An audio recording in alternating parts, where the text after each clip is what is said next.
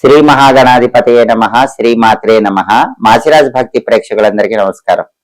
June 21వ తేదీ నుంచి జూన్ 30వ తేదీ వరకు మేషాది ద్వాదశ రాశులకి 10 రోజుల ఫలితాలు ఏ విధంగా ఉంటాయో, ఈ 10 రోజుల్లో ద్వాదశ రాశుల వారికి ఏ గ్రహాలు యోగిస్తున్నాయో, ఏ గ్రహాలు యోగించటం లేదో, యోగించే గ్రహాలు ఇంకా యోగించాలన్నా, యోగించని గ్రహాల వ్యతిరేకత తగ్గింపజేసుకొని అనుకూలత పెంచుకోవాలన్నా ఎలాంటి పరిహారాలు చేసుకోవాలో, ఏ దేవీ దేవతల ఆలయ దర్శనం చేయాలో, ఏ స్తోత్రాలు చదువుకోవాలో, ఏ మంత్రాలు జపించుకోవాలో, ఎలాంటి ద్రవ్యాలు దానం ఇచ్చుకోవాలో, సకల దేవతా స్వరూపమైన గోమాతకి ఎటువంటి ఆహారం తినిపించాలో, ద్వాదశ రాశుల వారికి 10 రోజుల్లో ఫలితాలు ఏ విధంగా ఉండబోతున్నాయో ఈ వీడియోలో మనం తెలుసుకుందాం. తదుపరి ధనుస్సు రాశి. ధనుస్సు రాశి వాళ్ళకి జూన్ 21వ తేదీ నుంచి జూన్ 30వ తేదీ మధ్యలో 10 రోజుల ఫలితాలు చూసేటప్పుడు ప్రధానంగా పరిశీలించాల్సినటువంటి 4 గ్రహాలు రవి, బుధుడు, కుజుడు, శుక్రుడు. ఈ 4 గ్రహాల్లో సూర్యుడు ధనుస్సు రాశి వాళ్ళకి 7వ స్థానంలో సంచారం చేస్తూ వ్యతిరేక ఫలితాలు ఇస్తున్నాడు. అంటే జూన్ 21 నుంచి జూన్ 30 మధ్యలో ధనుస్సు రాశి వాళ్ళకి సూర్యుడి బలం లేదు. సూర్యుడి బలం లేదు కాబట్టి ఆఫీసులో టెన్షన్స్ ఉంటాయి. అది కూడా ఆఫీసులో మీరు ఎవరితోనైనా కలిసి ఏదైనా వర్క్ చేస్తే క్రెడిట్ మొత్తం వాళ్ళకు వెళ్ళిపోతుంది, మీకే క్రెడిట్ రాదు. కాబట్టి సాధ్యమైనంత వరకు ఆఫీసులో మీరు ఇండివిజువల్ గా మీ పని చేసుకుంటూ ఉండండి. ఎంత కష్టపడ్డా రికగ్నైజేషన్ కొంచెం తక్కువగానే ఉంటుంది. ఆఫీస్ పాలిటిక్స్ అనేవి బాగా ఉంటాయి, కొంచెం జాగ్రత్తగా ఉండాలి. రాజకీయాల్లో కూడా ఒడిదుడుకులు ఉంటాయి. తండ్రి వైపు బంధువుల వల్ల కొన్ని ఇబ్బందులు వస్తాయి. అగ్రికల్చర్ ఫీల్డ్ లో కూడా కొన్ని సమస్యలు అనేవి ఉంటాయి. 7వ స్థానంలో సూర్యుడు వ్యతిరేక ఫలితాలే ఇస్తాడు కాబట్టి కెరీర్ పరంగా గ్రోత్ అవటంలో కొంచెం ఆలస్యం అనేది ఏర్పడుతూ ఉంటుంది. కాబట్టి సూర్యుడి అనుకూలత రావాలంటే నానబెట్టిన గోధుమలు బెల్లంతో కలిపి ఆవుకు తినిపించడం, కేజింబావు గోధుమలు ఎర్ర వస్త్రంలో మూటగట్టి బ్రాహ్మణుడికి దానం ఇవ్వటం చేయాలి. అలాగే సూర్యుడికి అధిష్టాన దైవం విష్ణుమూర్తి కాబట్టి ఓం నమో నారాయణాయ అష్టాక్షరి మంత్రం రోజు 21 సార్లు చదువుకోవాలి. విష్ణు సహస్రనామ స్తోత్రం చాంటింగ్ వినాలి. వీటిలో ఏది చేసినా కూడా 7వ స్థానంలో సూర్యుడిచ్చే వ్యతిరేక ఫలితాల నుంచి బయటపడి ధనుసు రాశి వాళ్ళు అనుకూల ఫలితాలు పొందవచ్చు. అలాగే ధనుసు రాశి వాళ్ళకి బుధుడు 8వ స్థానంలో వ్యతిరేక ఫలితాలు ఇస్తున్నాడు. జూన్ 21 నుంచి జూన్ 30 మధ్యలో అష్టమ బుధ దోషం ఉంది. బుధుడు అష్టమంలో ఉన్నాడు. దానివల్ల విద్యార్థులు ఎంత హార్డ్ వర్క్ చేసినా ధనుసు రాశి వాళ్ళు హార్డ్ వర్క్ తగిన విధంగా ర్యాంకులు రావటం కష్టంగా ఉంటుంది.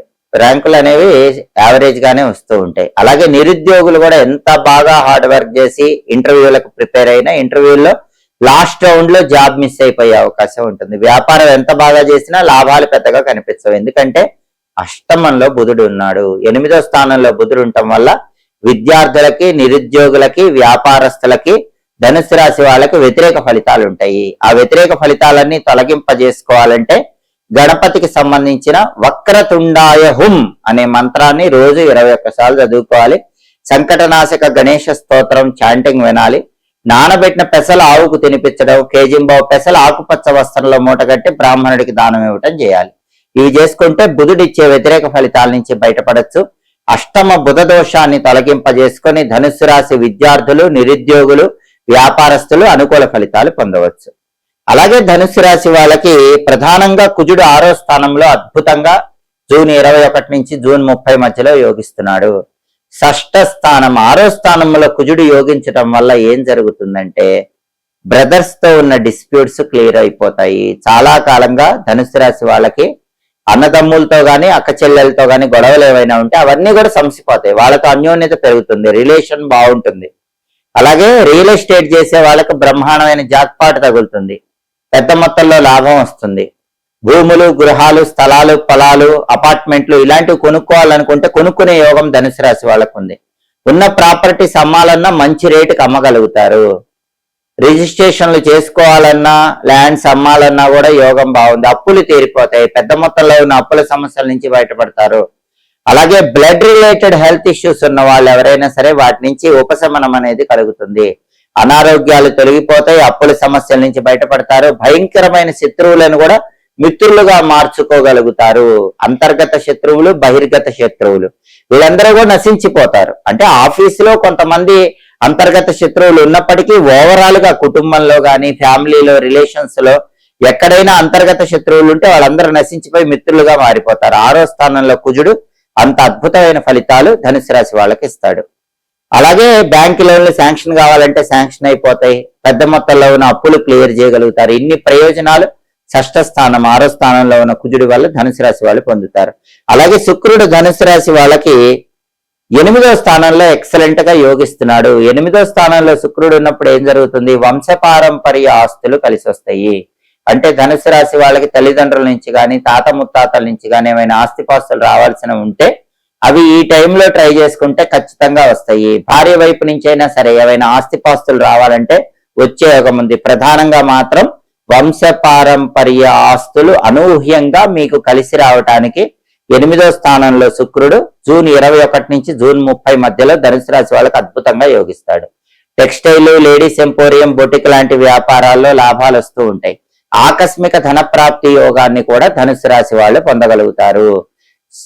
8వ ఇంట్లో శుక్రుడి సంచారం వల్ల వైఫ్ అండ్ హస్బెండ్ రిలేషన్ కూడా బాగుంటుంది. టెక్స్టైల్, లేడీస్ ఎంపోరియం, బొటిక్ లాంటి వ్యాపారాల్లో విపరీతమైన లాభాలు వస్తాయి. కాబట్టి ప్రధానంగా ధనుసు రాశి వాళ్ళకి రవి బలం లేదు, బుధుడి బలం లేదు. ఈ 2 గ్రహాలకు సంబంధించిన పరిహారాలు చేసుకుంటే కుజుడు శుక్రుడు అద్భుతంగా ఉన్నారు కాబట్టి జూన్ 21 నుంచి జూన్ 30 మధ్యలో సంపూర్ణంగా అనుకూల ఫలితాలు అందిపుచ్చుకోవచ్చు. జూన్ 16వ తేదీ నుంచి శ్రీ మహావిష్ణువుకు ప్రీతిపాత్రమైన జ్యేష్ఠ మాసం ప్రారంభమవుతుంది. జ్యేష్ఠ మాసంలో ఎవరైనా సరే నీటి కుండ దానం ఇచ్చినట్లయితే గ్రహ దోషాలు తొలగిపోతాయి, మానసిక ప్రశాంతత కలుగుతుంది, ధనలాభం కలుగుతుంది. గొడుగు, పాదరక్షలు అంటే చెప్పులు ఇలాంటివి జ్యేష్ఠ మాసంలో దానం ఇస్తే కూడా సమస్త శుభ ఫలితాలు చేకూరతాయి.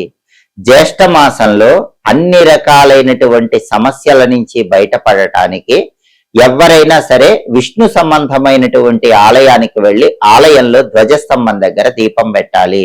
అంటే రాముడు, కృష్ణుడు, నరసింహస్వామి, వెంకటేశ్వర స్వామి ఇలా విష్ణు సంబంధమైన ఆలయానికి వెళ్లి ధ్వజస్తంభం దగ్గర దీపం పెట్టి సరి సంఖ్యలో ప్రదక్షిణలు చేయాలి. 2, 4, 6, 8 ఇలా సరి సంఖ్యలో ప్రదక్షిణలు చేయాలి. అలా చేస్తే ఎటువంటి కష్టాలు ఉన్నా సరే, ఎలాంటి సమస్యలు ఉన్నా సరే ఆ సమస్యల నుంచి చాలా సులభంగా బయటపడవచ్చు. అలాగే ప్రధానంగా ఈ జ్యేష్ఠ మాసంలో ఆదివారంతో కూడిన సప్తమి జూన్ 21వ తేదీ వస్తోంది. దాన్ని భాను సప్తమి అనే పేరుతో పిలుస్తారు. ఎవరైనా ప్రమోషన్లు కావాలి, ఇంక్రిమెంట్లు రావాలి అనుకునే వాళ్ళు ఈ జ్యేష్ఠ మాసంలో వచ్చే భాను సప్తమి రోజు అంటే జూన్ 21వ తేదీ ఎండు మిరపకాయలో ఉన్నటువంటి విత్తనాలు అంటే ఎండుమిరపకాయ గింజలు కొన్ని రాగి చెంబులో ఉన్న నీళ్లలో వేసి ఆ నీళ్లతో తూర్పు వైపు తిరిగి సూర్యుడికి అర్ఘ్యంలాగా 12 సార్లు విడిచిపెట్టండి.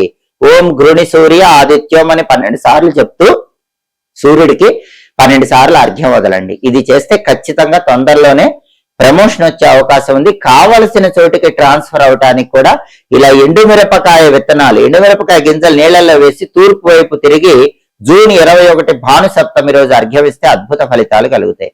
అలాగే జూన్ 21 అంతర్జాతీయ యోగా దినోత్సవం. ఆ రోజు సూర్య నమస్కారాలు చేస్తే కూడా విశేషంగా సూర్యుడి అనుగ్రహం కలుగుతుంది. ఈ జ్యేష్ఠ మాసంలోనే దశపాపహర దశమి అని వస్తుంది. జ్యేష్ఠ మాసంలో శుక్లపక్షంలో వచ్చే దశమి తిథిని దశపాపహర దశమి అంటారు. ఇది జూన్ 24వ తేదీ బుధవారం వచ్చింది. జూన్ 24 బుధవారం ఎవరైనా సరే కొద్దిగా గంగాజల నీళ్లలో కలుపుకొని ఆ నీళ్లతో స్నానం చేయండి. 10 రకాలైనటువంటి పాపాల నుంచి బయటపడి అదృష్టాన్ని, ఐశ్వర్యాన్ని సిద్ధింపజేసుకోవచ్చు. అలాగే జ్యేష్ఠ మాసంలో శుక్లపక్షంలో వచ్చే ఏకాదశిని నిర్జల ఏకాదశి అంటారు. ఈ నిర్జల ఏకాదశి జూన్ 25వ తేదీ వచ్చింది.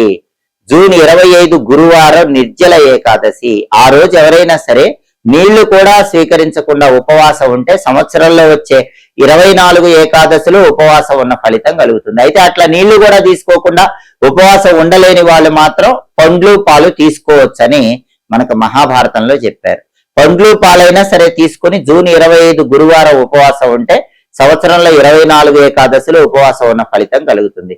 అలాగే జ్యేష్ఠ మాసంలో చాలా శక్తివంతమైన రోజు జ్యేష్ఠ పౌర్ణమి. దీన్ని ఏరువాక పున్నమి అంటారు. ఈ ఏరువాక పున్నమి జూన్ 29వ తేదీ సోమవారం వచ్చింది. ఈ ఏరువాక పున్నమి రోజు ఎవరైనా సరే మర్రి చెట్టు దగ్గరకు వెళ్లి ఆడవాళ్లు ప్రదక్షిణలు చేసినట్లయితే కుటుంబంలో సభ్యులందరూ ఆయురారోగ్య అష్టైశ్వర్యాలతో ఉంటారు. జూన్ 29 ఏరువాక పున్నమి జ్యేష్ఠ పౌర్ణమి రోజు ఎవరైనా సరే కొన్ని దానాలు ఇస్తే దరిద్రాలన్నీ తొలగిపోతాయి. వాటిలో ముఖ్యమైన దానం పత్తి దానం. పత్తి లేదా దూదిని జూన్ 29 సోమవారం జ్యేష్ఠ పౌర్ణమి రోజు దానం ఇవ్వండి. గ్రహ దోషాలు తొలగిపోతాయి, ఆర్థిక ఇబ్బందుల నుంచి బయటపడచ్చు. అలాగే ఆ రోజు తిలలు నువ్వులు దానం ఇస్తే కూడా చాలా మంచిది. జూన్ 29 సోమవారం జ్యేష్ఠ పౌర్ణమి ఏరువాక పున్నమి రోజు నువ్వులు దానం ఇస్తే భయంకరమైన శని దోషాలన్నీ తొలగింపజేసుకుని శని భగవానుడి అనుగ్రహానికి పాత్రలు కావచ్చు. ఆ రోజు నీటి కుండ దానం ఇచ్చినా కూడా మానసికంగా మంచి ప్రశాంతత కలుగుతుంది, ధనలాభం కలుగుతుంది. జూన్ 21 నుంచి జూన్ 30 మధ్యలో జ్యేష్ఠ మాసంలో వచ్చే శక్తివంతమైనటువంటి రోజులను సద్వినియోగం చేసుకొని అన్ని కష్టాల నుంచి బయటపడండి. ఎప్పటికప్పుడు దినఫలాలు, 10 రోజుల ఫలితాలు, అలాగే మాస ఫలితాలు, సంవత్సర ఫలితాలు, గ్రహాల సంచారంలో మార్పును బట్టి ఫలితాలు, దాన్ని బట్టి ఆచరించాల్సిన పరిహారాలు, పండుగల సందర్భంగా ఆచరించాల్సిన విధి విధానాలు, వీటి గురించి తెలుసుకోవాలనుకుంటున్నారా? అయితే మాచిరాజ్ భక్తి ఛానల్ తప్పకుండా చూడండి. మా వీడియోస్ మీకు నచ్చినట్లయితే మా ఛానల్ లైక్ చేయండి, కామెంట్ చేయండి. మా ఛానల్ వీడియోస్ 10 మంది మిత్రులకు షేర్ చేయండి. మా ఛానల్ సబ్స్క్రైబ్ చేసుకోండి. పక్కనున్న బెల్ సింబల్ నొక్కటం మాత్రం మర్చిపోకండి. సర్వే జనాః సుఖినో భవంతు. స్వస్తి.